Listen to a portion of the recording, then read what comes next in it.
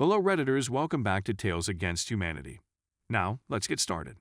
In today's episode, big egos make for big workloads.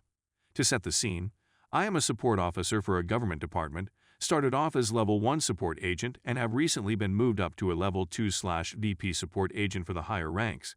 Think commissioners, deputies, etc. We supported, rough guess, about 8,500 users in total. Hit an email come through. Dom need you to facilitate incorporating and supporting Apple Watches into our environment.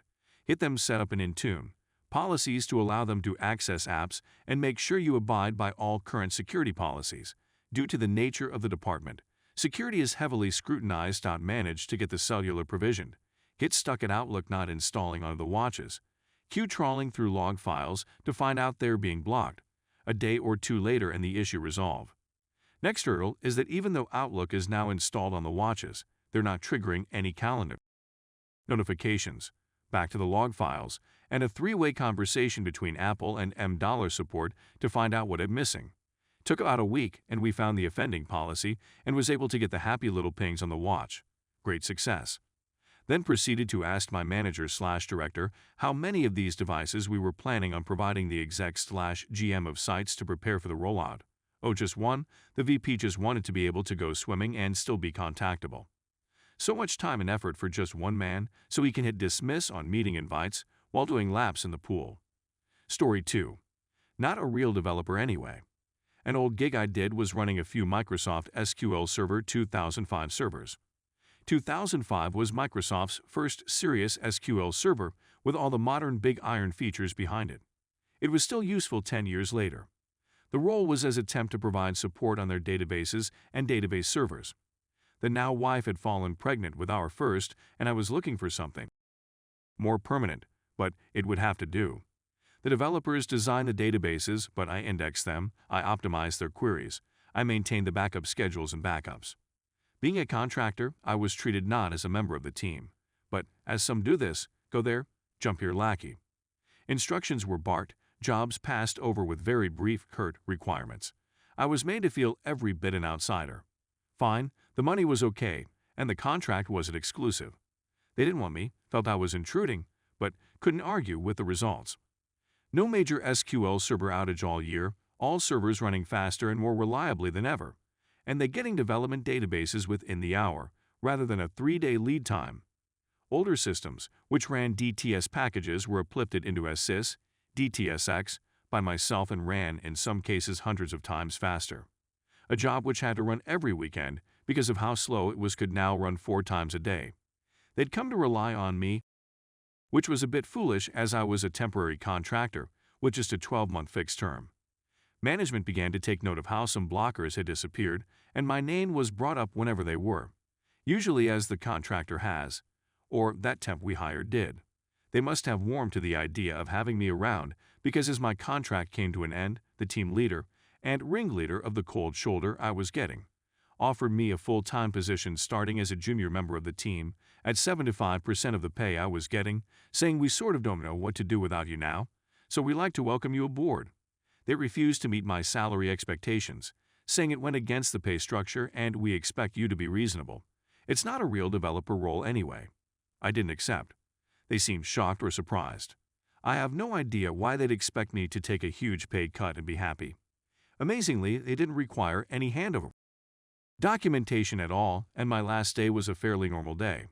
I got a few SMS texts, messages on my personal phone in the coming weeks asking how would I have done, and didn't answer. I can't possibly imagine it ended well for them. I moved on, found myself at a big company for 8 weeks, and I'm still there 11 years later, managing a team of 10 and looking after our ITSM product. Story 3. High impedance air gap. Background: I work in the digital signage industry. A lot of our work involves menu boards for chip shops, takeaways, etc. We have a number of methods to remotely control the signage displays, and one of these is a homegrown system involving a Raspberry Pi and a VPN, which is generally quite reliable and very cheap. On this occasion, I was out on a site about an hour's drive from base adopting some existing screens, when I got a call from my manager, $manager. Did you know $Farplace needs their content updated today, $me? No. When does that need to be done for? $Manager. Well, they open at 4. It's around 3:30, but I'm just finishing up the current job and can remote into screens from anywhere via 4G in my laptop, so this seems fine, although I don't have any recollection of $farplace ever getting remote update capabilities.me. Okay, I'll finish up here and give you a shout back. A few minutes later, I'm sat in the car park logging into the system, but I can't find $farplace's pie on the system, let alone their 3 screens. After checking the system to assure myself that they were installed with remote access, I phoned back $manager:$me.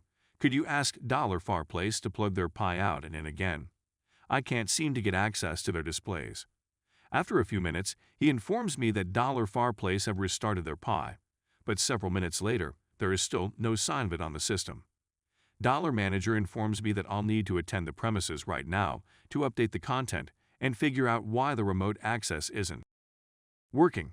This news gives me mixed feelings. On the one hand, an hour's drive to $farplace sounds like a much preferred use of the evening than another few hours in the office. On the other, it pretty much guarantees I won't be home until well after the normal quitting time. $farplace is about 1 hour's drive from where I was working, but almost 2.5 hours from my home, I arrive at $farplace and start examining their screens and searching for their pie, which I found amongst a nest of wires behind their counter, with no indications of life. I'm sure you can guess what the problem is, and it was immediately obvious to me. 2 hours drive from home. It simply wasn't plugged in. Needless to say, Manager was unimpressed and informed $farplace they would have to pay a call-out fee, since this problem was our fault.